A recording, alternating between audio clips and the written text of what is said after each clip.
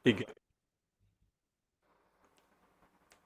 Puji Tuhan, selamat pagi, selamat bergabung lagi dengan Zoom online kami. Mari kita sama-sama sebelum mulai Zoom kita, mari kita sama-sama berdoa. Mari kita berdoa. Kami mengucap syukur ya Tuhan Yesus Terima di hari kasih. yang baru yang Engkau beri buat kami. Kami Terima kasih. bersyukur dan bersyukur Tuhan. Engkau sudah menyertai di sepanjang Oh, istirahat malam kami, hingga kami boleh bangun kembali dengan tubuh sehat. Kembali glory. kami boleh menikmati kasih anugerah-Mu Tuhan Yesus Syukur. yang terus Engkau berikan tiada batasnya buat Terima hidup kami. kasih. Kami bersyukur dan bersyukur ya Terima Tuhan kasih Yesus. Tuhan. Saat pagi hari ini kami menyerahkan tubuh jiwa roh Glory, kami ke glory. dalam tangan-Mu Tuhan. Biar apa yang kami kerjakan Tuhan di Amin. sepanjang hari ini bukan tentang kami tapi tentang Engkau. Dan Amin. kasih-Mu itu boleh terus Tuhan terpancar dalam kehidupan kami hingga kami boleh berdampak Amin. dimanapun kami berada. Terpuji-pujilah Engkau ya Tuhan Pujimu. Yesus. Saat pagi hari yang indah ini kami juga mohon ampun selalu kepadamu. Tuhan Yesus, ampuni segala salah dosa kami ya Tuhan. Oh, dari setiap Oh perkataan, kami pikiran, Tuhan. perbuatan kami. Ampuni kami hingga kami Ampuni boleh kami. Tuhan Yesus meresponi jaminan pengampunan yang Kau beri. Bukan hanya dengan perkataan kami, tapi biarlah dengan perbuatan pikiran kami Tuhan Yesus. Biar kami Haleluya. boleh hidup dalam perkenanan-Mu Tuhan. Karya Haleluya. salib-Mu, karya keselamatan-Mu yang luar biasa Engkau sudah Haleluya. kerjakan.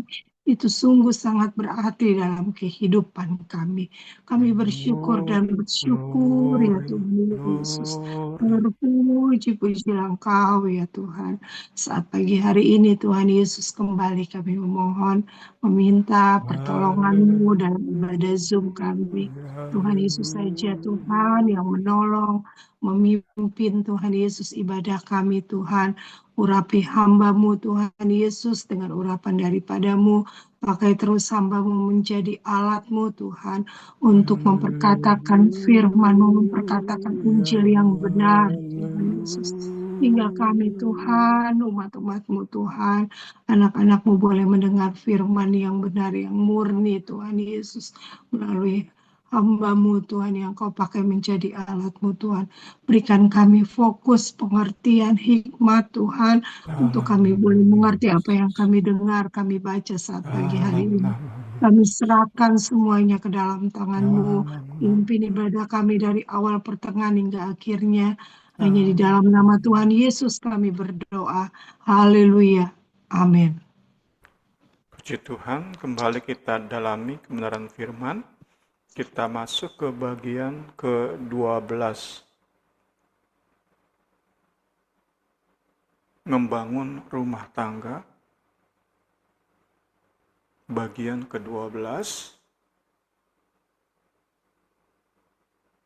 Melangkah maju, moving forward dalam konflik.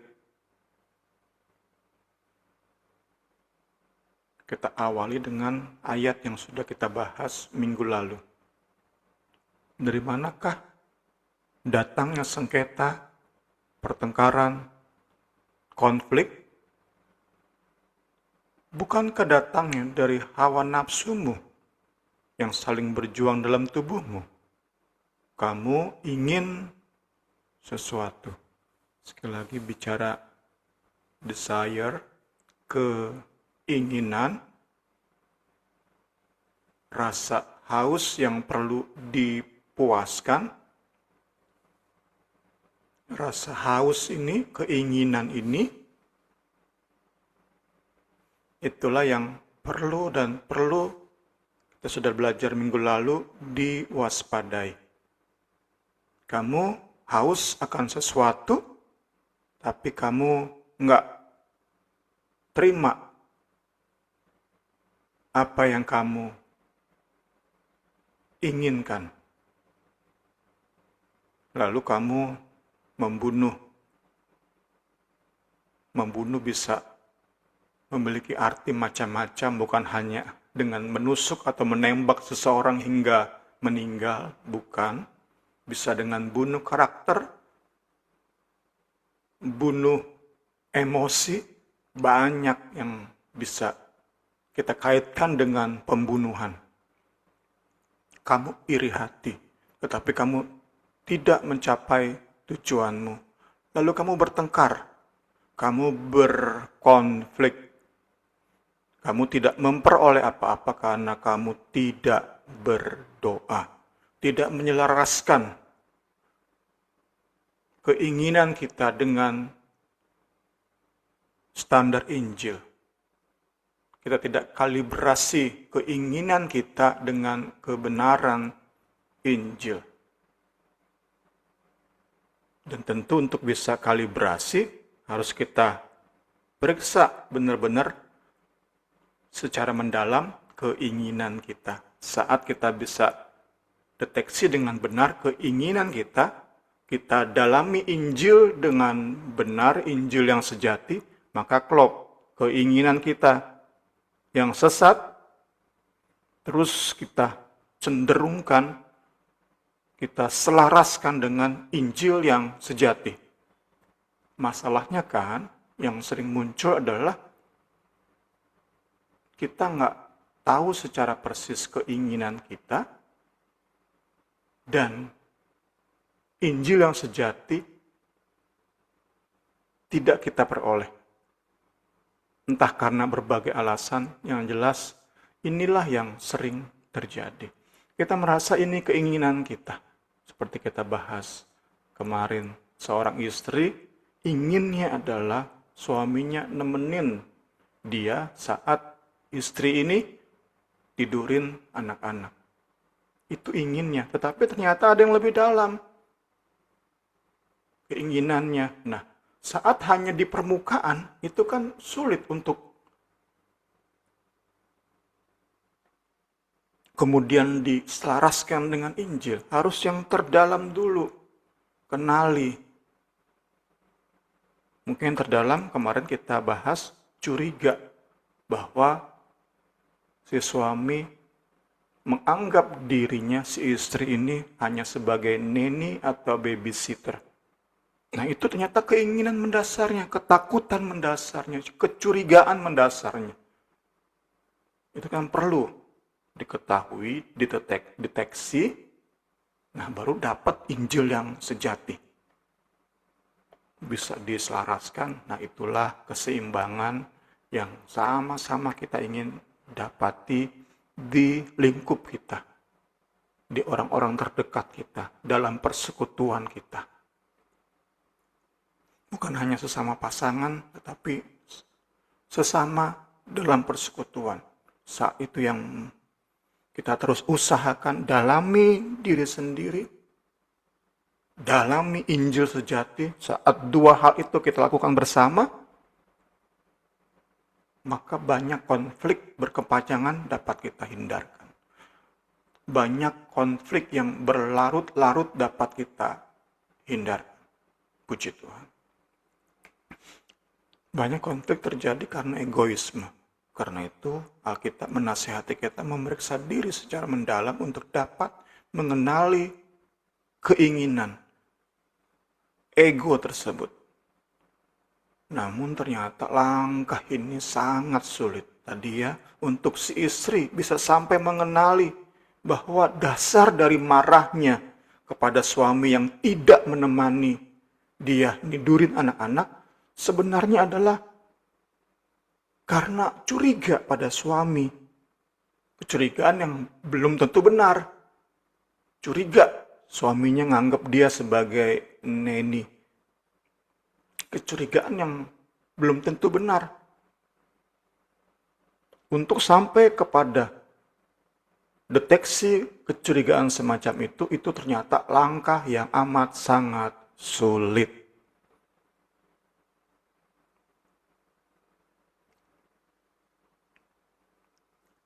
Langkah yang coba diberikan oleh buku ini adalah, tak jarang yang terjadi adalah kita baru mengenali keinginan, ketakutan, kecurigaan mendalam itu saat kita harus hadapi, sikapi konflik. Baru kita tahu, oh ini loh ketakutan atau keinginan atau egoisme yang berada di dasar sanubari kita. Berikut langkah umum yang dilakukan saat seseorang menangani konflik, saat harus diperhadapkan dengan konflik dan harus menyikapinya. Pertama adalah mengikuti tuntutan pasangan atau sesama. Kedua, mengabaikan masalah. Ketiga, memaksakan kehendak. Ini langkah yang umum terjadi. Kita lihat satu persatu. Mengikuti tuntutan. Appease atau memenuhi tuntutan. Kita mengikuti keinginan atau permintaan pasangan atau sesama semata untuk hindari konflik. Kita menyembunyikan kemauan kita, keinginan kita, kita pendam, kegelisahan kita, ketidaknyamanan kita pendam. Kita menyetujui apa yang sebenarnya tidak kita setujui. Kita nggak jujur terhadap diri sendiri. Daripada ribut panjang, ya udah ikuti aja deh. Daripada ribet-ribet, ikutin aja deh. Karena itu kita terlihat nyaman dalam relasi tersebut, padahal tidak. Ini yang pada akhirnya membuat kita kurang atau bahkan tidak merasa dikenal, dimengerti, dan dicintai. Sebuah relasi yang didasari oleh kebohongan. Misalnya, istri saya minta saya untuk selalu ikut ngumpul dengan keluarga besarnya saat arisan misalnya. Padahal saya sebenarnya tidak terlalu suka, sesuai dengan keunikan saya, temperamen saya yang lebih suka menyendiri, lebih suka suasana hening. Tetapi karena saya nggak mau repot, saya nggak mau ribut, maka saya ikuti aja selalu keinginan istri saya.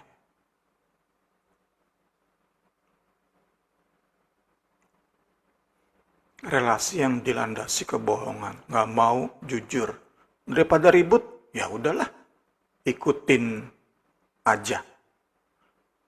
Daripada ribet-ribet akibat konflik, akibat istri marah, istri ngambek, ya udahlah, ikutin aja.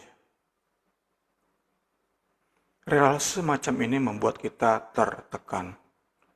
Keberanian kita untuk jujur semakin lama semakin luntur. Terus kita pendam emosi. Atau mungkin hanya bicara kepada orang lain. Ujung-ujungnya jelek-jelekin istri. Jelek-jelekin suami. Ini kan celah selingkuh. Salah satunya di sini.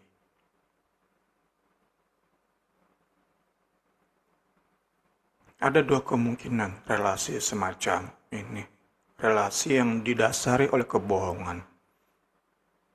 Ada dua kemungkinan yang terjadi. Pertama, saya saat terus ngikutin, maka saya pada akhirnya tidak menjadi diri sendiri dengan segala keunikan temperamen saya. Padahal sosial battery saya cepat drop. Tapi saya memaksakan daripada ribut dengan istri. Apa akhirnya? Saya merasa tidak dimengerti, tidak dicintai sepenuhnya oleh istri.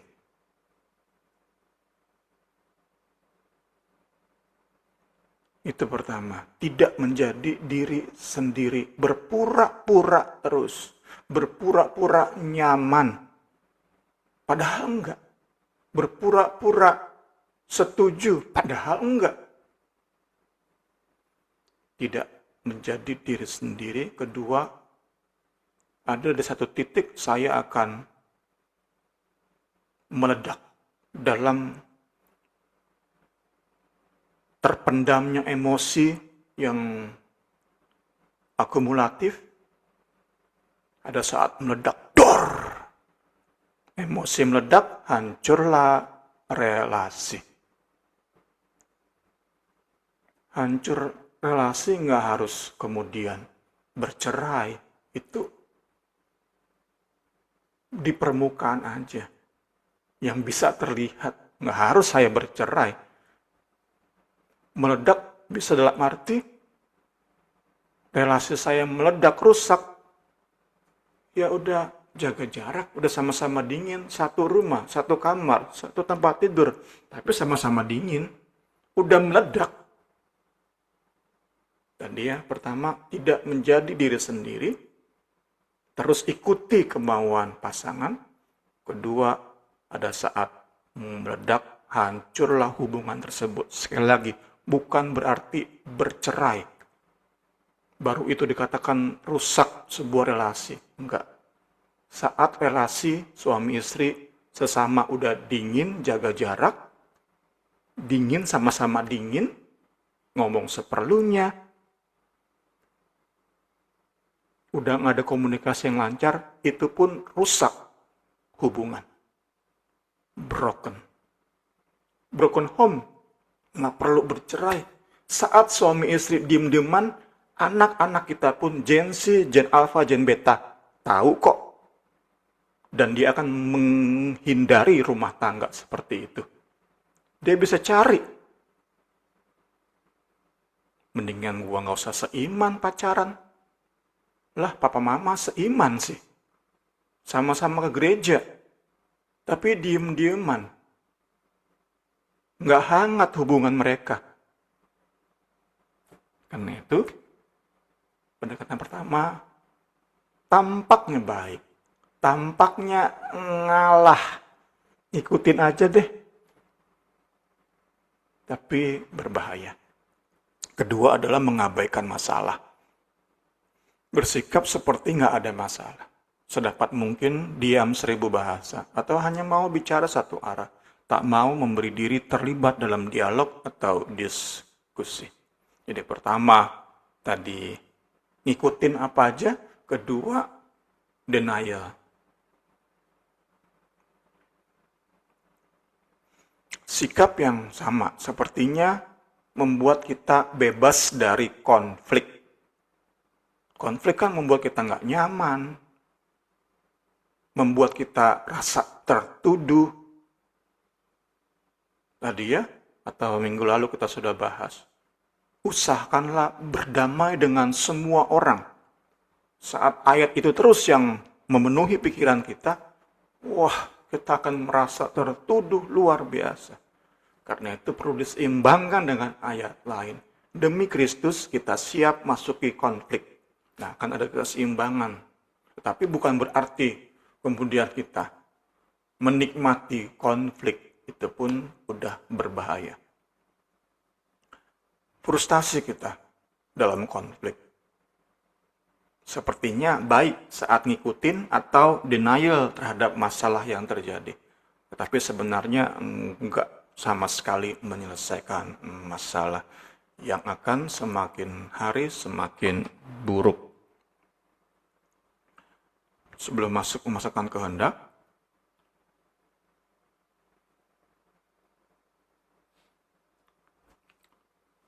yang mengabaikan masalah bisa kita gambarkan seperti ini. Sebenarnya di hati kecil ini udah tahu ada masalah dalam relasi. Baik dengan pasangan juga dengan sesama. Tapi kita denial dan lakukan pembiaran. Seperti saat kita tahu bahwa ada gejala penyakit di tubuh kita. Tetapi kita mendiamkannya. Padahal sebenarnya kita bisa berobat ke dokter dan dokter akan periksa tubuh kita, bisa dengan USG, bisa dengan scan X-ray, bisa dengan MRI,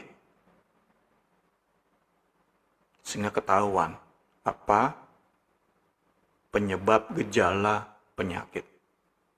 Banyak kali kita di dalam hati kecil tahu ada masalah di dalam relasi kita, tetapi kita nggak mau membereskan. Sampai suatu saat penyakit itu menghancurkan hubungan. Mirip dengan yang pertama tadi.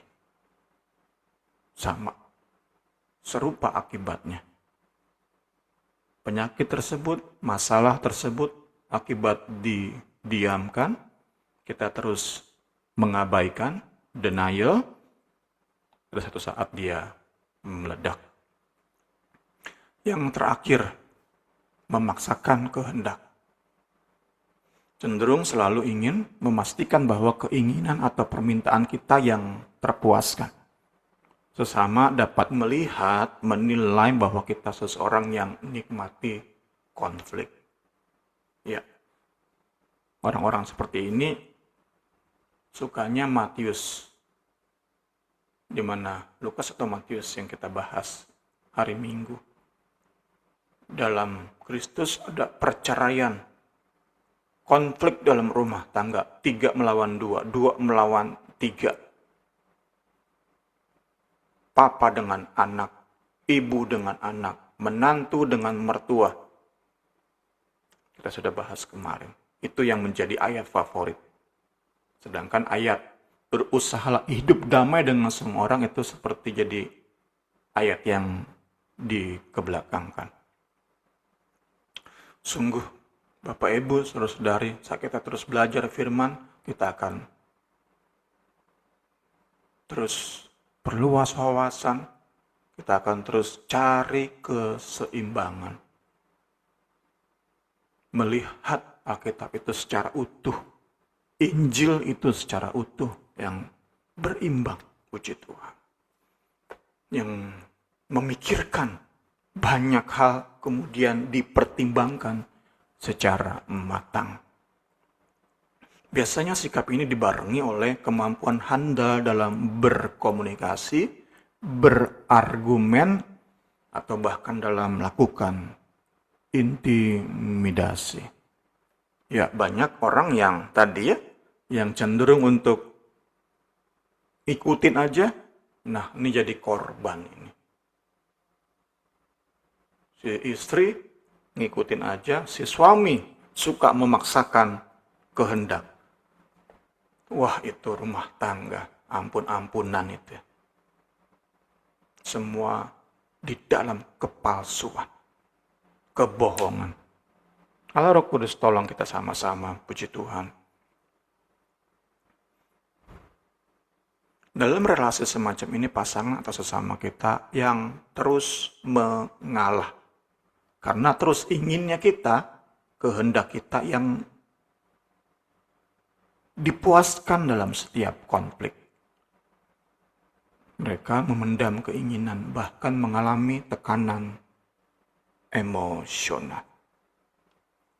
Apalagi yang pihak yang memegang kontrol, si suami yang pegang uang, yang kerja, kemudian punya sifat semacam ini.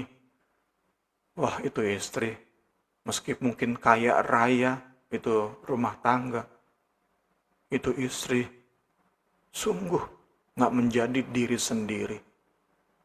Itu istri seperti sedang dipatah-patahin supaya hidupnya disesuaikan dengan kehendak suami.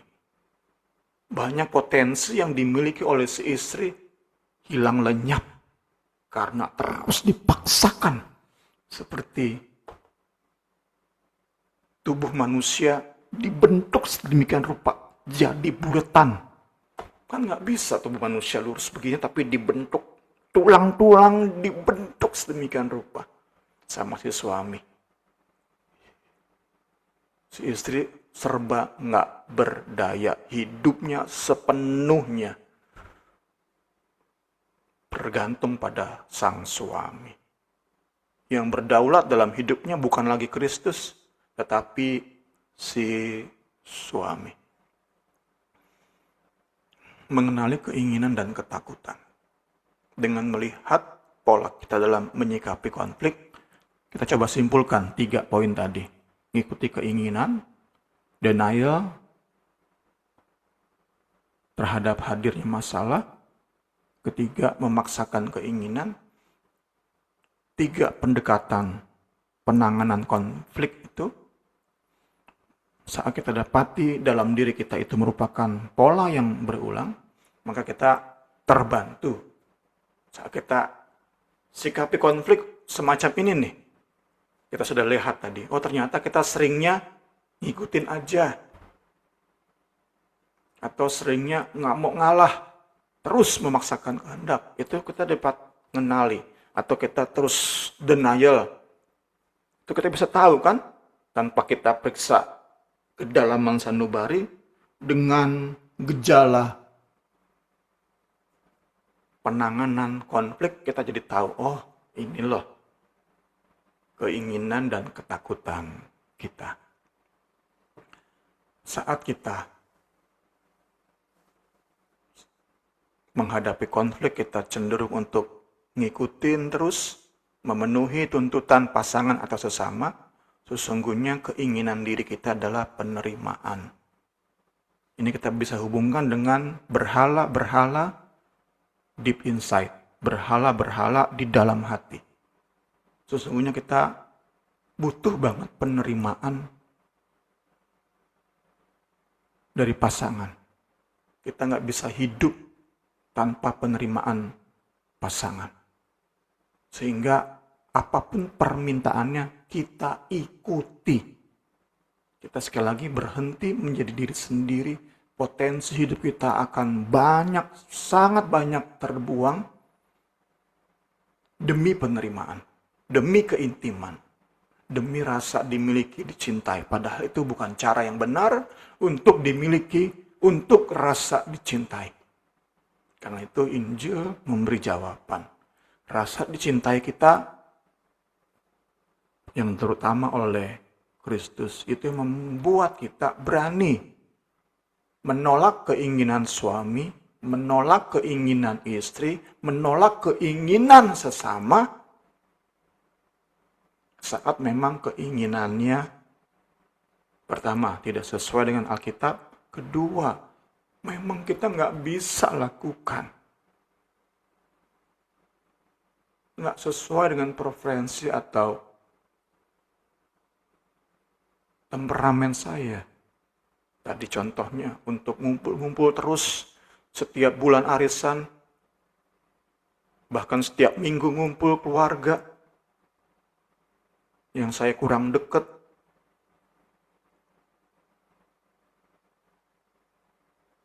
Tapi demi pengen dicintai oleh istri, diterima oleh istri, tetap bisa rasa dekat dengan istri, saya rela. Nggak mau ribut-ribut, nggak mau ribet-ribet, tetap ikuti keinginan istri. Padahal saya nggak bisa sebenarnya. Itu yang sama-sama kita belajar. Ketakutannya adalah penolakan, rasa terpisah, merasa sendiri, rasa malu. Jadi kita ikuti terus keinginan pasangan atau sesama. Kita nggak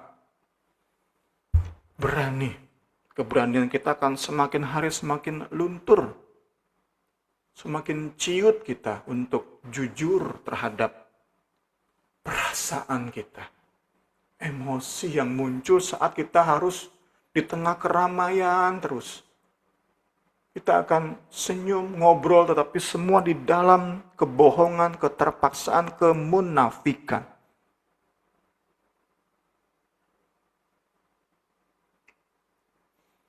Kedua, mengabaikan masalah, denial terhadap gejala-gejala masalah yang ada dalam relasi. Berhalanya adalah kenyamanan. rasa aman, keteraturan, kerukunan dalam keluarga. Hal-hal seperti itu. Kadang ada masalah, ya demi nama baik keluarga besar, anggap aja nggak ada masalah sih. Kemarin saya contohkan, jelas ada anggota keluarga besar lakukan dosa, selingkuh misalnya. Ya udah dia udah besar sih, biar aja sih. Kita tetap aja ngumpul arisan, ketawa-tawa, makan bareng, nonton bareng, bercanda-bercanda, anggap aja nggak ada masalah. Kemarin saya contohkan, ya kita memang sih ayah, ibu, orang-orang dewasa, sepertinya damai rumah tangga keluarga besarnya. Tetapi Gen Z, Gen Alpha, itu akan bingung. Lah jelas-jelas om saya lakukan perselingkuhan. Kok papa mama saya diemin aja? Padahal papa mama saya kok di gereja ngomongnya hebat banget tentang firman Tuhan. Kasihan Gen Z, Gen Alpha, Gen Beta, kasihan generasi penerus kita. Jika yang keinginan dasar kita berhala di sanubari kita adalah kenyamanan, rasa aman, rasa keteraturan yang udah tradisi dari tahun bertahun, begitu emang diwariskan oleh buyut keluarga besar kita, benar-benar teratur. Terus ngumpul bareng saat ada Natal, saat ada Paskah, saat ada pernikahan, dan lain-lain sebagainya. Kita akan selalu ngumpul bareng. Dosa didiamkan, dosa dibiarkan. Ketakutan kita adalah, fear kita adalah kekacauan, hukuman, dan rasa dikontrol. Terakhir, memaksakan kehendak. Keinginan kita adalah sukses, kuasa, kita ingin kontrol. Kita haus akan kemampuan ngontrol orang. Kemudian pengen dikagumi. Ketakutan kita adalah kegagalan, dipermalukan, terlihat lemah. Sehingga kita akan terus menempatkan diri sebagai yang paling benar, paling ngerti firman. Nah, ini berbahaya. Sama-sama kita dalami kebenaran firman, ngerti, selaraskan dengan Injil. Injil itu mengubahkan. Puji Tuhan, sehingga kita bisa melangkah lebih lanjut kepada sikap-sikap yang alkitabiah dalam menangani konflik. Kontras dengan berhala-berhala yang sudah kita daftarkan, Allah yang kita sembah dalam nama Yesus Kristus adalah kasih. Karena itu berikut langkah-langkah yang didasari oleh kasih dalam menyikapi konflik. Ada 3 juga, siap mengalah, sabar menunggu, jujur menegur. Siap mengalah, sabar menunggu, jujur menegur. Kita lihat satu persatu. Siap mengalah. Hai orang munafik, keluarkanlah dahulu balok dari matamu, maka engkau akan melihat dengan jelas untuk mengeluarkan selumbar itu dari mata saudaramu. Semua orang telah jatuh ke dalam dosa. Setiap dari kita memiliki balok, pasti punya balok di mata. Namun yang sering terjadi adalah kita kurang memperhatikan balok di mata kita dan lebih fokus pada selumbar di mata pasangan atau sesama. Ini kecenderungan kita manusia berdosa. Nah, untuk menyikapi dengan kasih setiap konflik, masalah yang ada dalam relasi, maka kita perlu mewaspadai kecenderungan ini. Kecenderungan lebih memperhatikan selumbar di mata orang daripada balok di mata sendiri. Itu kecenderungan yang sesat. Kita terus harus waspadai. Baru kita bisa sikapi konflik dengan lebih alkitabiah. Kita tidak membiarkan diri, memandang diri ini selalu sepenuhnya benar. Kita akan lihat diri secara lebih lagi teliti. Apa ya salah saya? Kok bisa ada konflik? Apa ya dosa saya? Kok bisa ada konflik? Nah, saat itu menjadi kecenderungan kita bukan terus menempatkan diri selalu benar, yang paling benar, dan terus lihat, selidiki, kok perlu pakai MRI, selidiki terus salah sesama, tetapi MRI itu kepada diri sendiri. Saat itu kita jadikan pola, maka kita disiapkan untuk segera minta maaf saat memang kita salah. Mungkin kita ternyata salah mengerti tadi ya. Kita awali dengan contoh si istri yang marah sama suami karena nggak nemenin dia nidurin anak-anak. Marahnya ternyata karena curiga si suami nganggep dia sebagai neni, babysitter. Ternyata kecurigaan itu salah. Nah, si istri bisa segera minta maaf. Pak, maaf ya Pak. Ternyata kecurigaan saya salah, Pak. Bapak nggak seperti itu sama saya. Banyak konflik berkepanjangan terhindarkan saat kita bisa membangun kecenderungan atau kebiasaan bersikap seperti ini. Tak berhenti di sini. Kasih bahkan memampukan kita untuk mengalah meski kita berada di pihak yang benar. Kita bisa dimampukan untuk tidak mengikuti keinginan kita yang benar tersebut, tapi ikuti keinginan hati pasangan. Tentu ini pada hal-hal yang bersifat sekunder. Nggak mungkin ini diterapkan pada kesalahan-kesalahan yang bersifat prinsipal. Seperti tadi, dalam keluarga besar ada yang berselingkuh. Kita anggap, ya udahlah, memang dia suka berselingkuh, nggak apa-apalah. Ya tentu nggak bisa. Ada pengelompokan mana yang bisa kita tetap ikuti meski kita punya hak untuk kita menerapkan, apalagi sebagai seorang suami, menerapkan keinginan kita. Tetapi demi kasih, kita lebih ikuti keinginan, preferensi, kesukaan istri. Itu yang kita belajar sama-sama. Ada 2 contoh diberikan oleh buku kita. Pertama, preferensi nonton film. Saya suka film misteri atau misteri thriller. Istri saya enggak.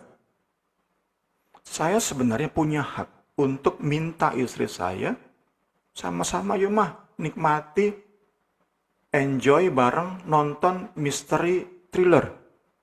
Kita kan suami istri harusnya bisa kita sama-sama nikmati film dengan genre misteri thriller. Itu preferensi saya. Sukanya saya, nikmatnya saya, terhiburnya saya saat nonton dengan genre seperti itu.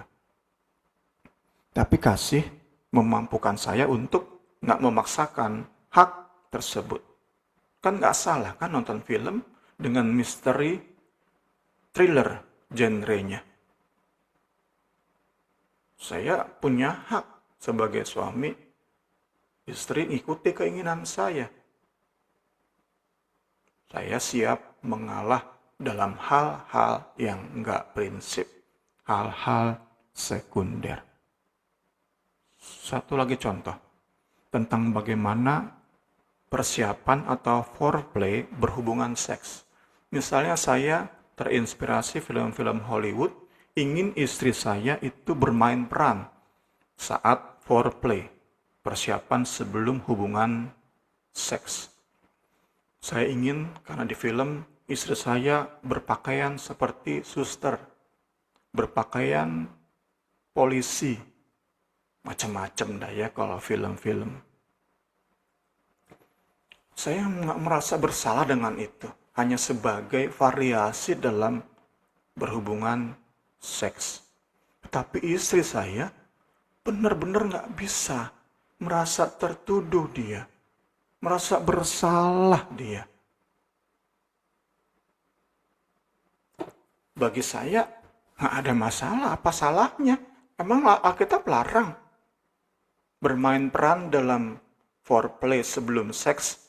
Nggak ada kan larangan seperti itu. Dan saya suami, saya sebenarnya bisa meminta. Ya istri saya mengikuti preferensi saya. Tanda kutip biar lebih seru. Nggak ada yang salah. Tapi istri saya nggak nyaman atau bahkan merasa berdosa saat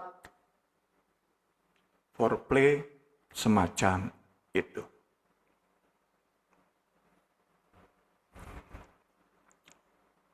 Kasih memampukan kita siap mengalah.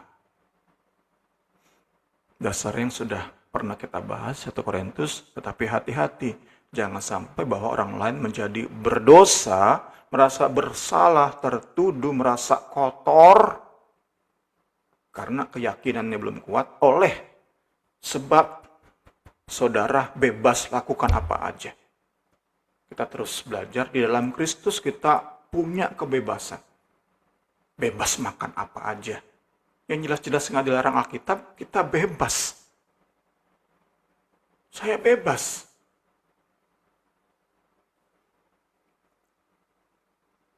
Tapi istri saya merasa berdosa. Ini yang kita sama-sama bisa belajar. Maksudnya saya begini, seandainya saudara yang punya keyakinan yang kuat, nggak masalah makan daging di kuil berhala. Bagi yang kuat, sama sekali nggak ada masalah. Bagi saya sama sekali nggak ada tertuduh. Istri jadi suster, jadi dokter saat foreplay. Jadi hakim, pengacara saat foreplay. Nggak ada sama sekali rasa bersalah di hati saya. Tetapi tidak demikian dengan sesama. Di dalam konteks Korintus, ada orang yang nggak bisa. Kalau keyakinan orang itu nggak kuat, maka orang itu akan jatuh dalam dosa. Kasih memampukan kita untuk mengalah. Kedua adalah, tadi pertama, siap mengalah. Kedua, sabar menunggu. Memulai pertengkaran adalah seperti membuka jalan air, jadi undurlah sebelum perbantahan mulai. Terhormatlah seseorang jika ia menjauhi perbantahan, tetapi setiap orang bodoh membiarkan amarahnya meledak. Kedua adalah kita perlu, seperti halnya Tuhan sabar kepada kita, kita pun perlu tahan diri untuk menegur pasangan atau sesama. Kita menunggu timing yang tepat. Sudah kita bahas minggu lalu. Kita menunggu saat yang tepat. Kita bisa nilai saat istri kita lagi capek-capeknya, ya jangan di situ kita tegur. Saat kita lihat suami pulang kerja lelah banget, mukanya lagi bete, kan seharusnya istri kasih kopi atau teh manis, kasih kue, cake marmer, bikin seneng suami, malah langsung ditegur. Timing yang tepat. Seperti Tuhan sabar kepada kita. Tuhan kan nggak bentar-bentar nyentil kita kan. Kalau Tuhan bentar-bentar nyentil kita setiap kita salah, habis kita. Karena tiap hari kita ada aja salahnya. Pikiran kita salah, kataan kita salah, tindakan kita salah. Kalau bentar-bentar setiap kesalahan Tuhan sentil kita, habis kita, bonyok kita. Tuhan juga sabar kepada kita. Ada saat-saat kita memang dihajar oleh Allah.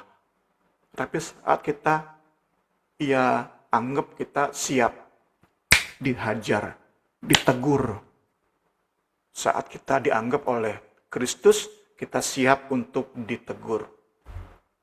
Demikianlah kita memperlakukan pasangan dan sesama. Kesabaran pun, ini kasihnya yang udah tingkat dewa,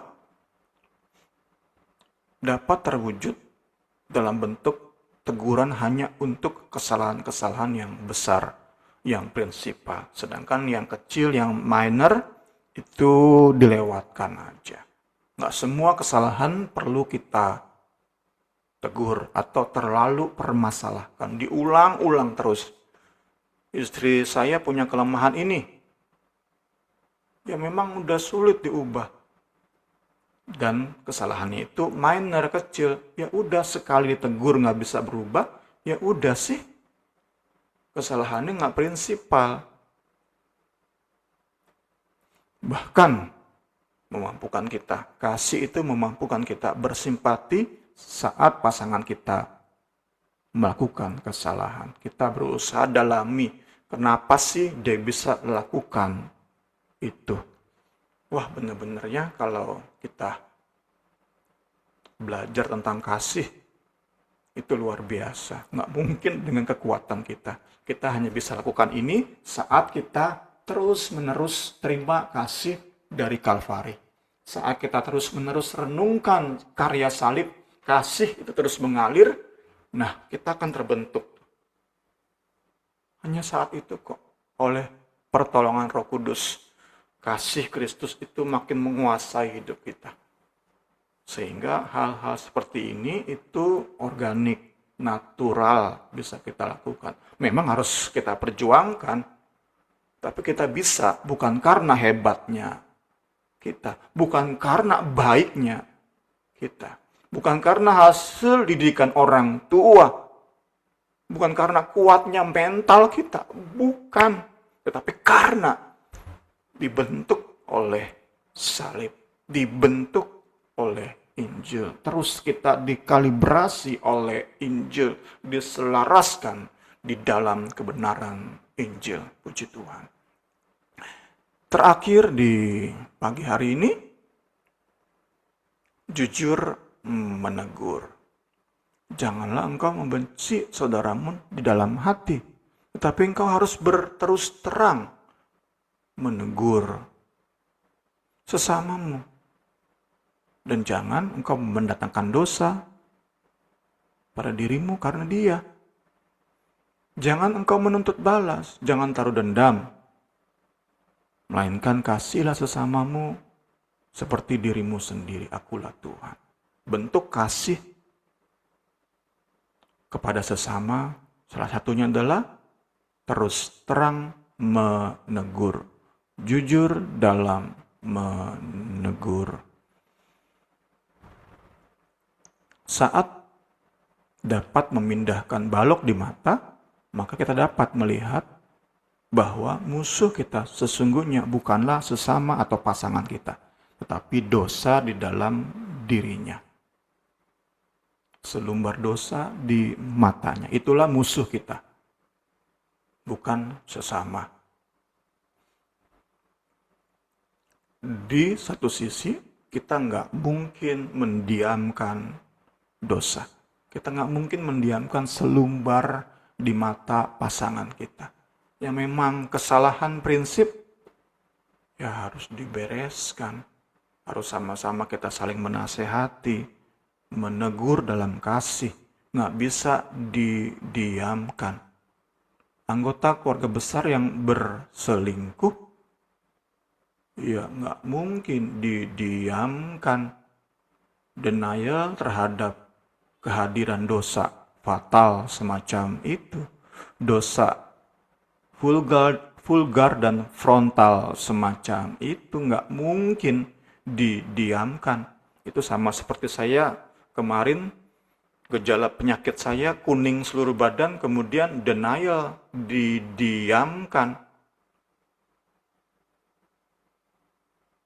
Kita nggak mungkin mendiamkan dosa. Namun di sisi yang lain, tak mungkin kita bantu sesama membersihkan dosa dengan cara-cara yang kasar. Kasih membuat kita mustahil melakukan cara-cara yang kasar, yang membahayakan perasaan, membahayakan hidup, membahayakan iman, pengharapan, dan kasih sesama. Yang membahayakan matanya. Kan yang perlu dibersihkan kan mata dari selumbar itu. Kita sama-sama belajar. Jauh kita dari sempurna, tapi kita rindu belajar. Puji Tuhan. Bukan karena dendam, karena telah disakiti. Kita akan terus melakukan langkah-langkah kasih demi sebuah hubungan yang terus terbangun. Rumah tangga kita akan seperti bangunan yang mungkin jauh dari selesai, tetapi orang bisa lihat rumah tangga kita sedang terus dibangun. Ada progres, mungkin terlihat sangat lambat. Kalau saya bisa contohkan, apotek K24 Jalan Nusantara, itu kok terlihat lambat banget ya jadinya. Tapi kita bisa lihat ada progres. Kita ingin rumah tangga kita seperti itu. Kok lama banget ya rumah tangga itu jadi teladan. Tapi orang lain bisa lihat, oh tetapi ada usaha-usaha untuk maju dalam banyaknya konflik, perbedaan dalam rumah tangga tersebut. Itu yang kita ingin perlihatkan kepada Gen Z, Gen Alpha, Gen Beta. Kepada generasi penerus kita. Mereka bisa melihat kita sedang membangun rumah tangga. Kita sedang membangun relasi. Semata-mata demi hormat kemuliaan Kristus yang sudah tebus kita. Suami, istri, puji Tuhan. Terakhir, kita jujur tentang ketidaknyamanan kita, terganggunya perasaan kita akibat dosa yang dilakukan pasangan atau sesama. Kita nggak denial, kita nggak sembunyikan, kita nggak pendam ketidaknyamanan kita akibat dosa tersebut. Tadi kembali, anggota keluarga kita ada yang selingkuh. Kita nggak denial, kita nggak pendam, kita jujur. Karena kasih kita jujur. Yang kamu lakukan salah.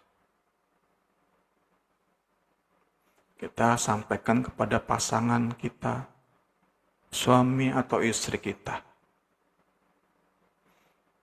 Dan di situ terbangunlah sebuah relasi yang didasari oleh kejujuran, bukan kebohongan, kepalsuan, kemunafikan, bukan. Tetapi relasi dalam rumah tangga, relasi dalam persekutuan, lebih dan lebih lagi dasarnya adalah kejujuran. Puji Tuhan, kiranya Tuhan Yesus memberkati kita semua. Saya kembalikan kepada Ibu Rini.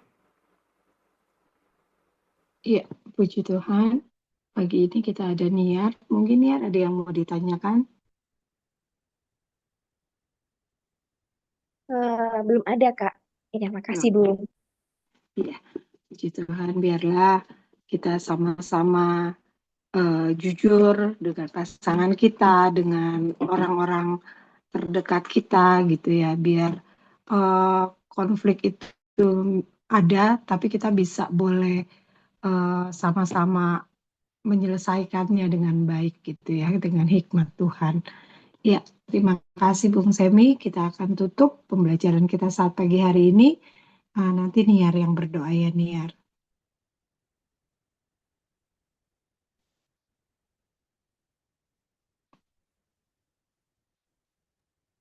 Aku berdoa ya, Kak.